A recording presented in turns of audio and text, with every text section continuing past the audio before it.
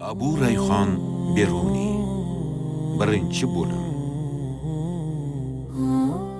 Hijriy 362-yil Zulhijja oyining 2-sanasi juma kunida Xorazm yaqinida bir bola tug'ildi.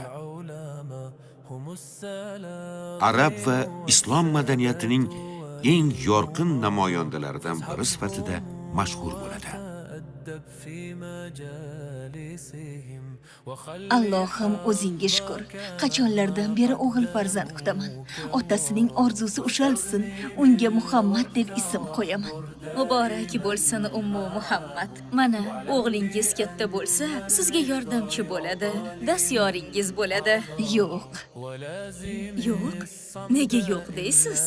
O'zimiz yashayotgan yurtning qadrini bilmaysizmi deyman. Xorazmni aytyapsizmi? Ha. Nega endi? Juda yaxshi bilaman. Xorazm eng katta tijorat markazi-ku. Shuning uchun aytayapman-da, Muhammad katta bo'lsa, katta savdogar bo'lib, xizmatingizni qiladi inshaalloh. Haliyam tushunmabsiz nima demoqchiligimni.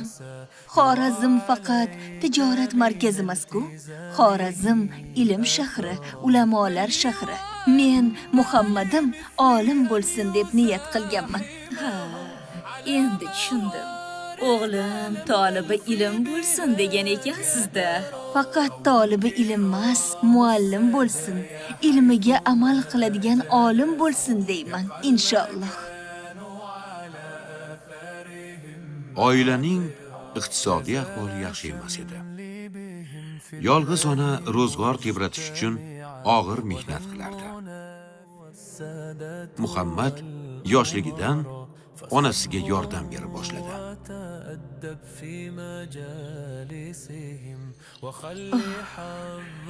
Oy.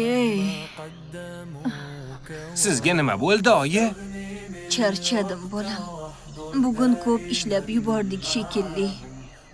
Aka o'g'lim, shu yerda biroz dam olaylik. Meni kechir bolam.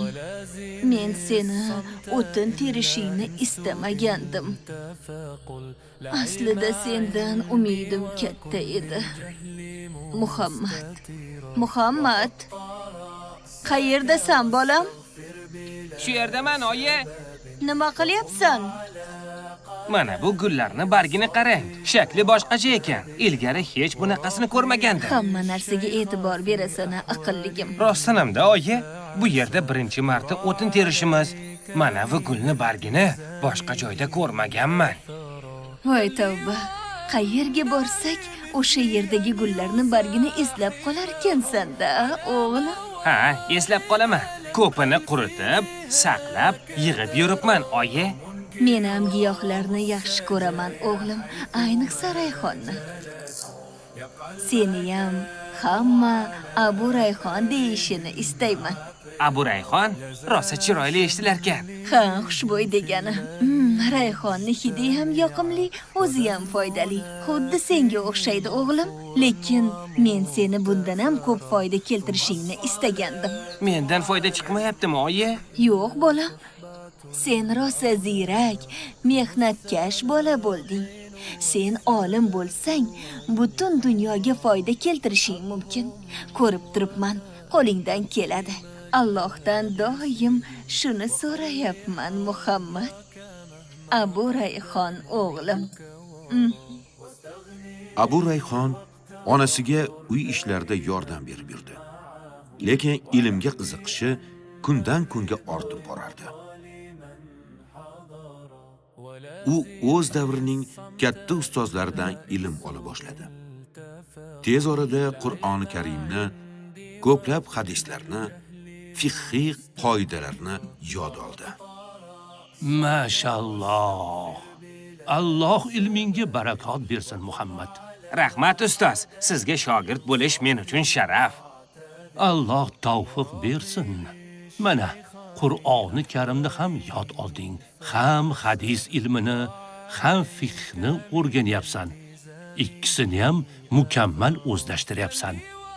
Inshaalloh hadis va fiqh ilmini puxta o'rganaman ustoz. Assalomu alaykum. Va alaykum assalom va rahmatullohi va barakatuh. Xush kelibsiz eng iqtidorli talabamizning onasi. Sizga ming rahmat, ustoz. Kechirasiz, Muhammadni olib ketsam maylimi? Ha, bemalol.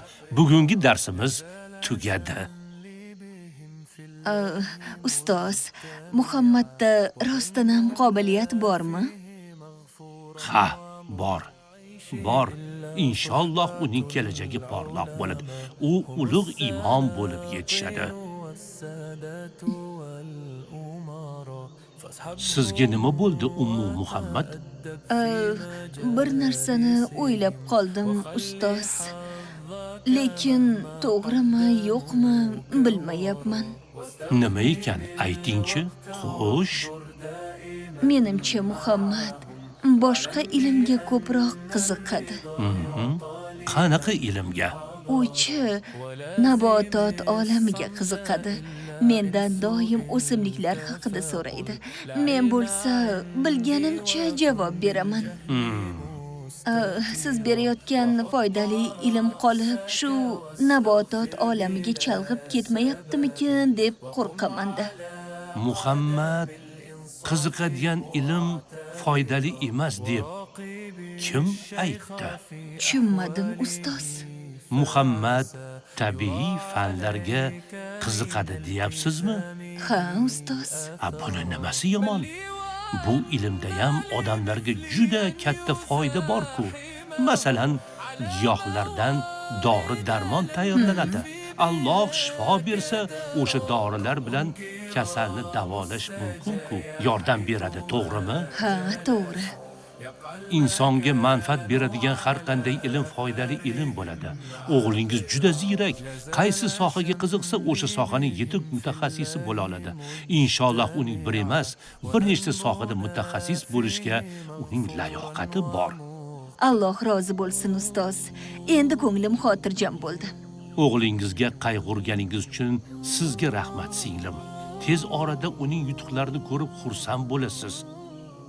Uni ruhlantirib turishni to'xtatmang. Ha, albatta, albatta. Ustozim mendan shikoyat qilmadilarmi, oyi? Yo'q, nega unaqa deysan, bolam? Chunki ustozim bilan gaplashganingizda biroz xafa bo'lgandek ko'rindingiz. O'zimni ziyrak o'g'lim, xotirjam bo'l, ustozing seni rosa yaxshi ko'rar ekan. Qaysi fanga qiziqsa, o'shani o'rganishiga ruxsat bering dedilar. Rostdanmi? Rostdan. Endi bu ilmlarni ham o'rgansang bo'ladi. Unda o'tin terish nima bo'ladi? Sizga kim yordam beradi? Men oz-moz pul yig'ib qo'yganman, o'g'lim. Hozircha o'sha yetib turadi. Sen o'zingni ilmga bag'ishlashing kerak. Abu Rayhon. Unda vaqtimni ikkiga bo'laman. Ham ilm olaman, ham sizga qarashaman. Ana u savdogar g'alati ekan. Hech kim uni gapini tushunmayapti-ku. Bozorga birinchi chiqishi shekilli. Bunaqada uzoqqa bormaydi. U hindistonlik ekan. Gazlama sotyapti. Rosa qimmat kiyimlari bor ekan. Lekin hech kim uni tilini tushunmayapti. Aksiga olib, bozorga shundan boshqa hind savdogar kelmabdi. Hech narsa sotmayapti. Oyi, unga yordam berish kerak. Namaste. अब जसवश है अब हरा सीली है Nahi, लेकिन हवा हिंदी बोलते हैं Duda. Zo'r yigit ekan-a. U bilan bemalol gaplashishini qara. Menga qara, ana gazlamalarining narxini so'rab ko'rchi.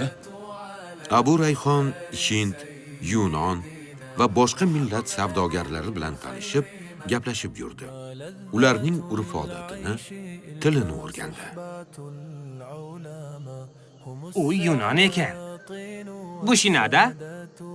Tiliya dinara Abu Rayhon o'rgangan ilmidan odamlarga foyda tegishini istar edi. U chuqur ilm egallash bilan birga onasiga o'tin terishda ham yordamlashib yurdi. Tabiat qo'ynida yurar ekan, o'zini baxtiyor his etar, o'zi uchun yangidan yangi bilimlarni kashf qilar edi. Bir kuni uning hayotini butunlay o'zgartirib yuboradigan voqea bo'lib o'tdi. العلم عندي وكن بالجهل مستترا وحط رأسك واستغفر بلا سبب. Ehtiyot bo'l o'g'lim. Nega, amaki? Bu zaharli o'simlik. Tegib ketma, xo'pmi? Ha, bilaman. Bilasan? Qayerdan bilasan? O'txo'r hayvonlar bu o'simlikni yaqiniga ham kelishmaydi. Faqat uni atrofidagi o'tlarni yeydi. Yam-yashil bo'lib, o'sib yotsa ham undan yeyishmaydi. Ha, shunday degin, to'g'ri o'ylabsan. Bu o'simlikni nomini ham bilasanmi? Yo'q, bilmayman. Bilmasang bilib qo'y. Bu zaharli zangpoya. Inson yoki hayvon undan yeb qo'ysa, zaharlanib o'lishi mumkin. Buni zaharli ekanini qayerdan bilasiz, amaki? Men nabototshunos olimman, o'g'lim. Rostdanmi? Siz qayerliksiz, ustoz? Xorazmlikka o'xshamayapsiz. To'g'ri, men Yunonistondanman. Unda men siz bilan yunoncha ham gaplasha olaman. Qoyil, lekin arabchada gaplashganimiz ma'qulroq. Chunki u ilm-fan tili. Agar nabototshunos bo'lsangiz, menga yordam berasizmi? Mana shu o'simliklarning nomini, tarkibini, xususiyatlarini aytib bering, iltimos. Sen bu ilmga qiziqasanmi deyman-a? Judayam, lekin uni o'rgatadigan odam topolmay yurgandim. Tasodifni qara-ya. Menga ham bir yordamchi kerak edi-da. Men ham qidirayotgandim. Ko'zlaring aytib turibdi. Rosa ziyrak, aqlli bola ekansan. Xuddi shunday, amaki. O'g'lim juda aqlli bola. Unday bo'lsa, xonim, o'g'lingizni menga shogirdlikka bering. Rozimisiz?